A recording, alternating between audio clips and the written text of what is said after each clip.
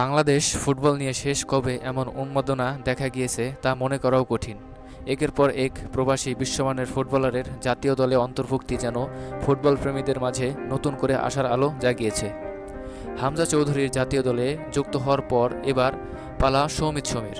ইতিমধ্যে সব আনুষ্ঠানিকতা সম্পন্ন, এখন শুধু অপেক্ষা তার লাল সবুজ জার্সি গায়ে মাঠে নামার। আগামী 10 জুন সিঙ্গাপুরের বিপক্ষে ম্যাচে হামজার সঙ্গে মাঠ মাতাতে দেখা যেতে পারে এই প্রতিভাবান ফুটবলারকে। তবে এখানেই থেমে নেই বাংলাদেশের ফুটবল ফেডারেশন বা ফুফে।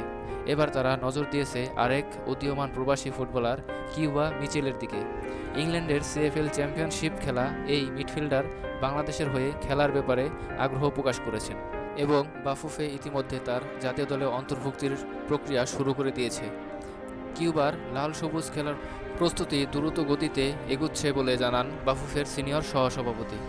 কাজ চলছে, আশা করছি হয়তো বাংলাদেশে আসবে এই মাসের মধ্যেই।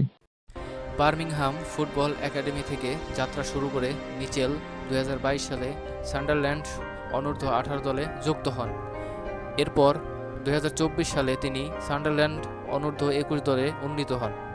বর্তমানে তার সামনে রয়েছে ইংল্যান্ড, বাংলাদেশ ও জামাইকার জাতীয় দলে খেলার সুযোগ। তবে চলতি বছর বাংলাদেশ জাতীয় দলের হয়ে খেলার ব্যাপারে মিচেল এবং তার পরিবারের ইতিবাচক সাড়া দিয়েছে। সিএফএল চ্যাম্পিয়নশিপে এ পর্যন্ত 7টি ম্যাচ খেলেছেন কিউবা মিচেল, যেখানে তিনি একটি গুরুত্বপূর্ণ অ্যাসিস্ট করেছেন। ইসমাইল হোসেন, ভর্টিক্স প্লে।